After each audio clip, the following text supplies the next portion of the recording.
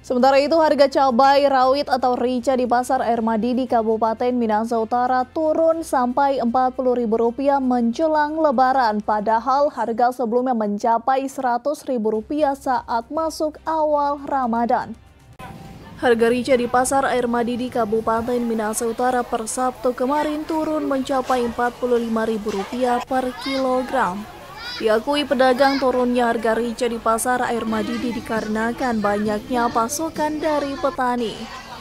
Cabai rawit atau biasa disebut rica oleh masyarakat Minahasa tidak datang hanya dari petani lokal Sulawesi Utara saja, melainkan dari luar provinsi seperti Gorontalo dan Palu, Sulawesi Tengah. Harga rica hari ini lumayan agak turun.